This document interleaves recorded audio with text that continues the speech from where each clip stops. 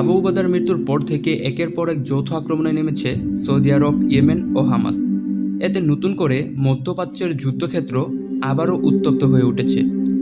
2 বছরের দীর্ঘ রক্তক্ষয়ী সংঘাতে ইসরায়েলি বাহিনীর আইডিএফ ও প্রধানমন্ত্রী বেঞ্জামিন নেতানিয়াহুর নির্দেশে ফিলিস্তিনে এমন কোনো মানুষকে বাদ দেয়নি যাদের উপর হামলা চালানো হয়নি।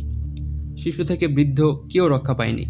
তখন সৌদি আরব নীরব থাকলেও সাম্প্রতিক পরিস্থিতি যেন তাদের আগুনে ফেটে পড়ার মতো অবস্থায় ঠেলে দিয়েছে।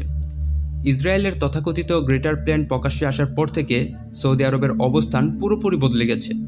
যুদ্ধ ঘোষণার শুরুর দিকে তাদের আক্রমণে তেমন প্রভাব পড়েনি ইসরায়েলে, কিন্তু গতরাতের ঘটনায় পরিস্থিতি নাটকীয়ভাবে পাল্টে যায়। ইয়েমেন থেকে সৌদি আরব ইসরায়েলের দিকে মিসাইল পাঠায়, আর সেই মিসাইল সরাসরি ইসরায়েলের ভিতরে আঘাত হানে। এই নিয়ে আইডিএফের প্রধান স্পষ্ট হুঁশিয়ারি দেন, আবু উবাদাকে ধ্বংস করেছি, এবার ইয়াহিয়া সারি তোমার পালা। প্রথম দিন থেকেই তুমি আমাদের উপর আক্রমণ চালিয়ে যাচ্ছ, এখন সৌদি আরব তোমাকে সমর্থন দিচ্ছে। সতর্ক করে দিচ্ছি, আমাদের সহ্যসীমা পেরিয়ে গেছো। যখন তোমাদের মিসাইল আমাদের ভূমিতে পড়েছে, মনে রেখো সৌদি আরব দখল করার সামর্থ্য আমাদের আছে। এর জবাবে সৌদি যুবরাজ মোহাম্মদ বিন সালমান দৃঢ় কণ্ঠে ঘোষণা দেন, ইহুদিবাদী ইসরায়েলের সঙ্গে আর কোনো আপোষ নয়, এই যুদ্ধ অবশ্যই হবে।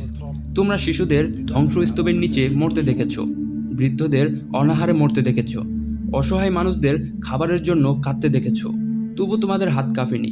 এখন আমরা একজোট হয়েছি। এই উত্তেজনাপূর্ণ পরিস্থিতিতে সাবেক মার্কিন প্রেসিডেন্ট ডোনাল্ড ট্রাম্পও প্রতিক্রিয়া জানিয়েছেন। তিনি ইসরায়েলকে উদ্দেশ্য করে বলেন, আমি যুদ্ধবিরতির আহ্বান জানিয়েছি, কিন্তু কেউ তা মানছ না। ইয়েমেন, সৌদি আরব ও ইরান যৌথভাবে প্রস্তুত হচ্ছে। তাদের আঘাত সহ্য করার ক্ষমতা কি তোমাদের আছে? হামলা বন্ধ করো, মানুষকে শান্তিতে বাঁচতে দাও, কারণ আমি যদি প্রতিক্রিয়া জানাই তাহলে কেউই নিরাপদে থাকতে পারবে না। ফলে মধ্যপ্রাচ্যের এই নতুন সংকট শুধু ইসরায়েল নয়, পুরো বিশ্বের জন্য আতঙ্কের বার্তা হয়ে দাঁড়িয়েছে। সৌদি আরব, ইয়েমেন ও হামাস একত্রিত হওয়ার কারণে পরিস্থিতি এখন আরও বিস্ফোরক, আর বিশ্বশক্তিগুলো পড়ছে দুটানায়।